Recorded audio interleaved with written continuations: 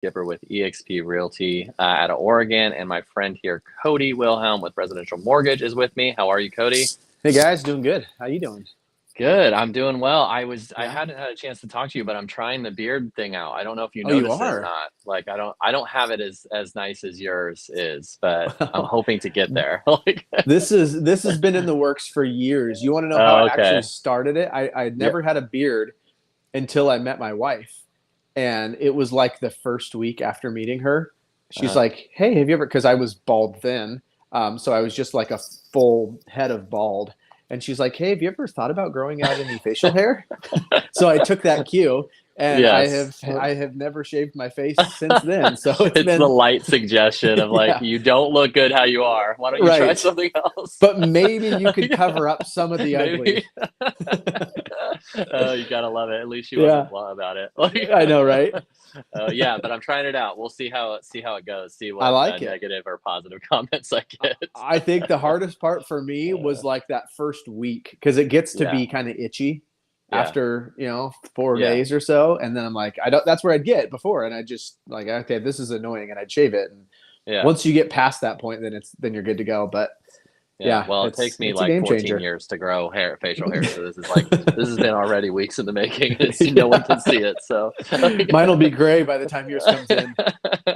but hey, man. Well, I just hope you had a good weekend. I just had Yeah, it's we good. just had been talking about the thing that came up.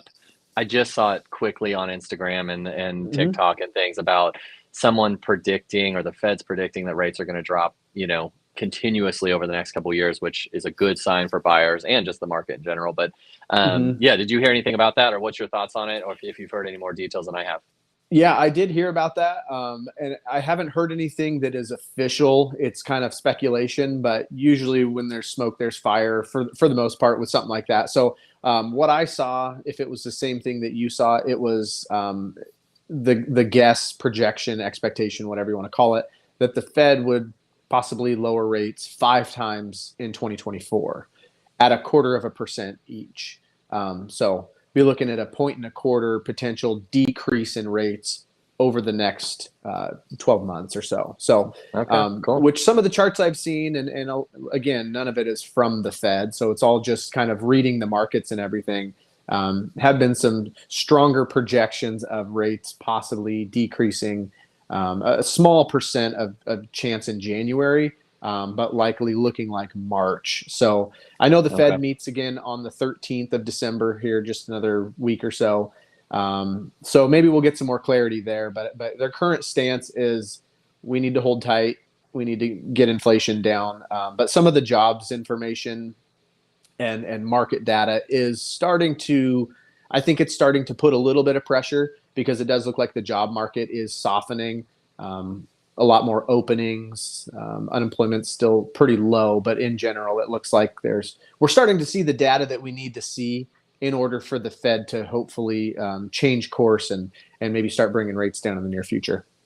Okay, cool. Well, on that Yeah. note, we had some questions come in last week and today about mortgage rates and different things from people, Right. followers on our social media.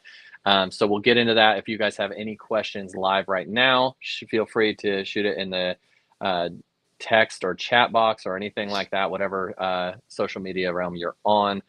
Just ask the question and Cody and I will get to it. But the Hmm. questions, they were actually good questions. Let's start with this one. We heard that interest rates are going to go down next year, so we may hold off on buying until then. But you guys have mentioned before that the competition will go up when rates drop. So is it better to go in now or wait and then pay higher prices for the actual home in the near future? Mm. So the ultimate question of the waiting game or go for it. What's your thoughts on it? Yeah. Oh man, that's a good question. That's definitely a question that's been asked a lot this year. Um, it sounds cliche and cheesy, but I think the best time to buy is if you're ready to buy. Like Yeah. just talking with a client yesterday about something kind of similar to that, and it's you have two different markets, right? The market that we're in right now, it's a little softer, so the sellers are willing to contribute closing costs, maybe they'll bring the price down a little bit more. Sellers are a lot more willing to do what they need to do to sell. But as a buyer, your interest rates are higher, your payments higher than what they were in the past. So you're kind of running into this. If you can afford to do it now, I think absolutely do it now. Because if you do wait, like so many other people are likely doing and going to do, um, as soon as those rates come down, you jump right back into the super competitive.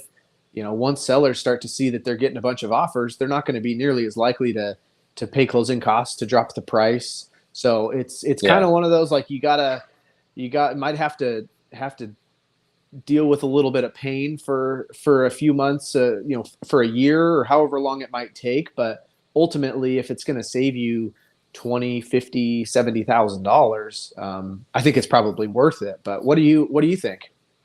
Yeah, I had a client asking the same sort of thing this morning of, do I wait to do it or do I wait? And I think ultimately, I know it sounds stupid and it's not a great answer, but it is like when you're ready to go, I would say right now is the best time as a buyer if you can afford it. Because exactly what you said is the competition is less.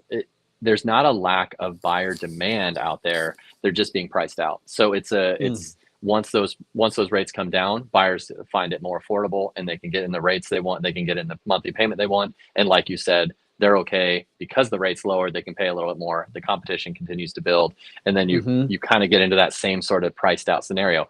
What I said to the client this morning is yes, buyers are waiting. It's not a matter of just there's just no buyers. Everyone's Yeah. happy in their home and everything's fine.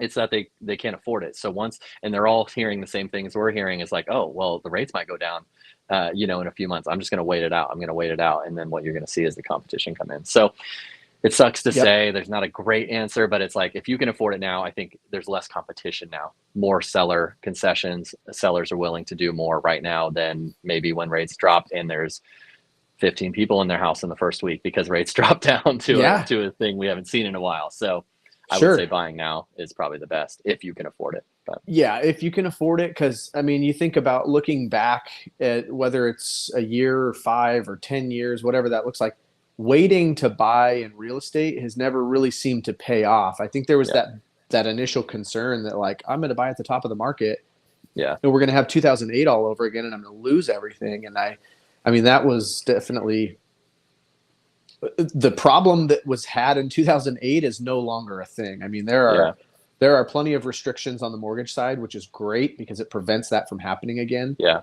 But yeah, I mean, waiting, you're there's just no good time to really yeah, wait it out in real estate. So yeah.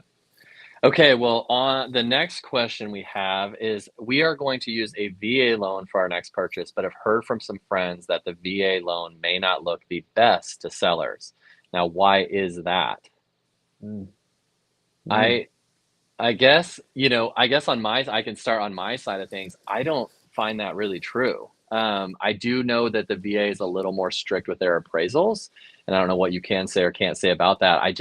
But I've never had a real issue with it. I know people are going to say, "Oh no, I had issues with an appraisal. I had issues with a VA loan," but I don't. I think they're pretty solid loans, and I don't see a big need. I think what we did run into in the COVID times was that because the prices were so high and people were offering significantly over what the historical market had showed, is you hmm did have VA appraisers balking at those crazy prices. But I think I mm, found that with most appraisers were like, we can't keep pushing this to this level of, yeah. of price. The home isn't worth it. So I don't know. What's your thoughts? I haven't had any bad issues with the VA, and I think they're a solid loan.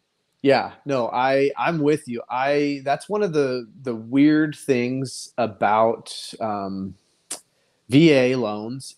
They get a weird image to them. They have kind of a bad rap, right? Like, it is the best possible loan, in my opinion, for a buyer because it's pretty flexible, zero down. I mean, it's a great loan option. And to be honest, in the time that I have done this, and it's not like I'm a VA expert and do a million of them, but I've done a fair share of VA loans, and I've never had a VA appraisal that was anything different than a FHA loan. Or FHA, VA, they're government loans, so they are There is a little bit more of a critique with them when it comes to the appraisal because they're just, something like peeling paint outside. That's not going to get likely called out on a conventional loan, but Yeah. FHA and VA it does. So Yeah. FHA and VA are very similar when it comes to the appraisal requirements. So I don't think there's any. I can understand that there is a stigma for some reason or another Yeah. because I know that to be true. I've heard it many times, and I've tried to tell people like, look, they're no different than. Yeah. Yes, they're technically different, but like I've never had anything that was on a VA loan with the appraisal or anything where we're like, oh man, if we just weren't Yeah. doing a VA loan, we would have been fine here. So Yeah, for I think sure. it just kind of has a bad rap. And there was a time there where the sellers, were expected to pay the buyer's closing costs because with a VA loan, there's something called non-allowable fees, but those are really unique fees that don't typically go to the buyer anyway. So yeah, it's Yeah. got a bad rap to it, but it shouldn't. So I think you see it a little bit more from the seller's perspective. I know I see it more from the buyer's perspective, and Yeah, as the loan officer, I'm like, there is nothing that you should be worried about here. As long as the house is not falling apart, for then you're sure. good to go.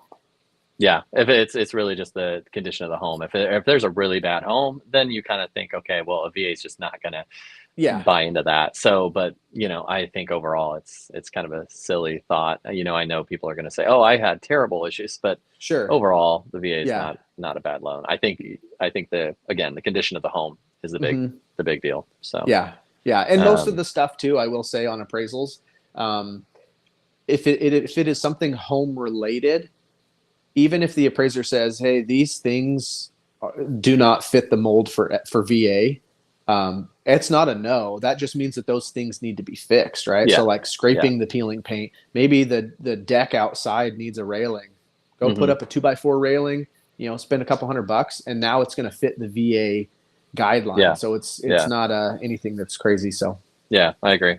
yeah. Okay, okay. So now, the next question we got was with rates how they are, and they seem to be ever changing. Mhm. When can I officially lock in a rate? At what point, as a buyer, are you allowed to lock in your rate? And I Good would follow up question. with that and say, how long does that lock or last?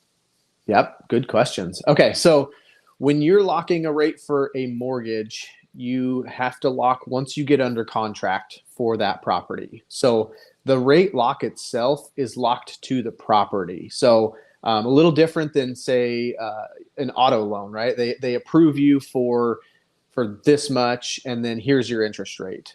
And there's not a locking process with that. It's just you as the buyer. Here's what you get. It's similar on the mortgage side, but it is locked to the property. So you can't lock it until you're under contract for that. And there are different lock times. So a normal lock period would be 30 days because that's usually about what it takes to close the whole transaction of the mortgage. So 30 days is usually the norm. If you have something unique, maybe you're going to go 45 days or 60 days because you're dealing with a short sale or something where it's just going to drag out a little bit longer. But you lock according to how much time you think you're going to need. And a lot of people don't realize as well as you can extend your lock. So say you locked it for 30 days and for whatever reason, you're not going to close on the home until a week after the 30 days. Well, you can still extend that lock. There's just going to be a cost to it because when you locked that loan, you locked that interest rate on 30 days. And so the market, everything is hedged for that timeline. So now you need to buy another week off the market that was 30 days ago. So it's not a complicated process. I probably make Yeah. it sound more complicated than it really is, but it's a few clicks of a button on our end and boom, there we're extended, good to go. So Okay. I would, in most cases, I would say lock it as soon as you can. Yeah. We are finally, it feels like maybe starting to hit a little bit of a stride of like the interest rates coming down, and we're not in this volatile like you don't know if they're going to be up 1/4% today or down 1/4% tomorrow. Like it's been really unpredictable. Now Yeah. we're starting to kind of level out a little bit, and so it's not quite as got to jump on it now. Yeah. But it's still a really good idea because it's not something that you want to stress about and worry about. So Okay. Okay. Lock it as soon as you get under contract. Okay. Well, we have one more question, and I know we're going to go a little bit over, but I want to get this Okay. question answered. They are looking to buy in the next year and have 10,000 in cash ready for closing costs. Is this enough for our closing costs? It's kind of a loaded question, but what's your thoughts? Yeah. Closing costs are in general, they're going to range, I'd say, $10,000 to $12,000, right? If you budget for that, then you're probably going to be fine. The big factor that really changes it, so property taxes. Obviously, property taxes vary per area. What your price of your home is. If you're buying something that's got lower property taxes, then your closing costs are going to be a lot less, because when we have to collect for your escrow account, we can be collecting up to 12, 15 months in Oregon, which means out of your closing costs, you might have four or five or $6,000 just right there. Yeah. That's not even part of the other stuff. So $10,000, yeah, I would say in general that would likely be enough. Um, might be a little bit under, but again, that kind of just depends on if you're buying a $350,000 house or a $850,000 Hmm. house. The actual closing cost fees are usually about the same when it comes to those two variances. The biggest thing is part of your closing costs are what we call prepaids, which is going to be your homeowner's insurance and your property taxes, and then the prepaid interest for that month. So that's where the big variable comes into play is how much is your insurance, how much are your property taxes, and what time of the month are you closing? Because that could be, again, that can be a $3,000 to $4,000 swing just depending on what you have there. So um, Okay. normally I'd say 2% of your purchase price will be about what you need. But again, that kind of varies. So Yeah. And I would say on my end, on the real estate side, that can always be factored into when we negotiate on an offer, especially now that it's less competitive for buyers. We've seen a lot more of seller concessions on helping with those closing costs. Back in COVID times, you never asked for that. You were no paying kidding. everything. You were paying every dime. Like, Yes. you almost And paid you the were seller's moving overpaying for fees. everything. And so, yeah, you were paying for dinners for the seller, but Yeah. now it's a little bit more on the buyer side. So there are things we can do on the real estate side to kind of put it in our offer to kind of help the seller or get the seller to pay some of that. So Yeah. And that's a good thing to bring up to kind of just to wrap it all up too, is as a buyer, having that conversation with you as the real estate agent beforehand, before putting the offer together on, hey, what does that look like? How much do you have in closing costs between your down payment and your closing costs? Are you going to have any money left over? yeah, Because have the conversation with you, and you might be able to put something in, like you said, and have an opportunity to roll some of that stuff in and not just deplete all your savings. for sure.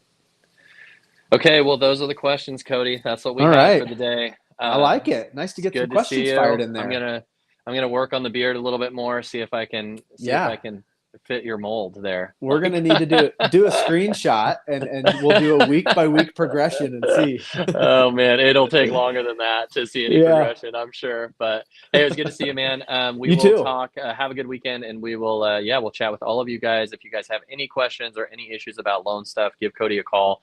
If you don't have any of his contact info, shoot me a text or whatever, and I'll get that to you. If you have any real estate needs, shoot me a text or give me a call. Until next Wednesday, if you have any questions or anything that you want answered live online next Wednesday, let us know and we can answer those questions. But other than that, that's all I Yeah, got, Cody. keep them coming. I love it. I love getting some of Yeah, those that's good questions. stuff. Okay, well, we will talk soon and yeah, have a good weekend. All right, man. You too. We'll see you. See ya.